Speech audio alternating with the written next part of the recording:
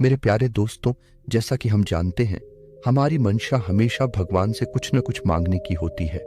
हमारे मांगने का कभी अंत नहीं होता। कई बार हमारी इच्छा पूरी होती है तो कई बार ऐसा लगने लगता है कि प्रार्थना बेकार जा रही है, भगवान हमारी सुन ही नहीं रहा है। जबकि सच ये है कि भगवान हर किसी की सुनते हैं और सभी की झोली भरने की कोशिश करते हैं। लेकिन जब झोली भरी हो या आपको भरी झोली को खाली करने का तरीका नहीं मालूम हो, तो भगवान यही सोचता है कि इसे देने का भी क्या फायदा।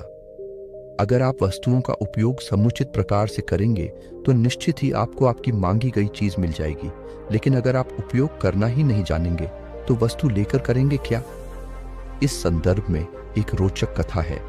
भगवान बुद्ध के एक शिष्य ने कहा, प्रभु, मुझे आपसे एक निवेदन करना है। बुद्ध ने उसकी ओर देखा जैसे कह रहे हो कि पूछो। शिष्य ने कहा कि मेरे वस्त्र पुराने हो चुके हैं, अब ये पहनने लायक नहीं रहे, मुझे नए वस्त्र चाहिए। बुद्ध ने शिष्य के वस्त्रों की ओर देखा। वस्त्र सचमुच बिल्कुल जीर्ण हो चुके थे। बुद्ध ने दूसरे शिष्य से नए वस्त्र लाने के लिए कहा। कुछ दिनों बाद बुद्ध अपने उस शिष्य के निवास पर पहुंचे। कुशलक्षेम के बाद उन्होंने पूछा, तुम्हें और कुछ तो नहीं चाहिए? शिष्य ने कहा कि मैं इन वस्त्रों में बिल्कुल आराम से हूं, मुझे और कुछ नहीं चाहिए। अब बुद्ध और शिष्य का संवाद शुरू हुआ जो इस प्रकार था।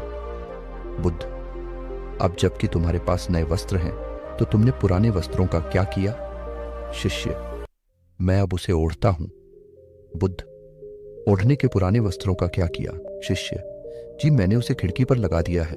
बुद्ध, तो क्या तुमने पुराने पर्दे फेंक दिए? शिष्य, जी नहीं, मैंने उसके 4 टुकड़े किए।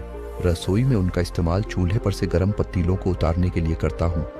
बुद्ध, तो फिर रसोई के पुराने कपड़ों का क्या किया? शिष्य, अब मैं उन्हें रसोई साफ करने के लिए प्रयोग करूंगा। बुद्ध, तो रसोई के पुराने वस्त्रों का क्या किया? शिष्य, प्रभु, वह अब इतना तार तार हो चुका था कि उसका कुछ नहीं किया जा सकता था। मैंने उसका एक एक धागा अलग करके बातियां तैयार कर ली। उन्हीं में एक से कल रात आपके कक्ष को प्रकाशित था। बुद्ध शिष्य के इन उत्तरों से संतुष्ट हो गए। वे प्रसन्न थे कि उनका शिष्य वस्तुओं को बर्बाद नहीं करता और उसमें समझ है कि उनका उपयोग किस तरह से किया जा सकता है। कथा सुनाकर संत ने कहा, इन दिनों जब प्राकृतिक संसाधन दिन प्रतिदिन कम होते जा रहे हैं तो हमें कोशिश करनी चाहिए कि चीजों को बर्बाद ना करें और अपने छोटे छोटे प्रयत्नों से इस धरती को सुरक्षित बनाकर रखें। प्यारे दोस्तों, अगर आपको यह प्रेरणादायक कहानी पसंद आई हो तो कृपया नमो बुद्धाय कमेंट करें और सब्सक्राइब करना न भूलें।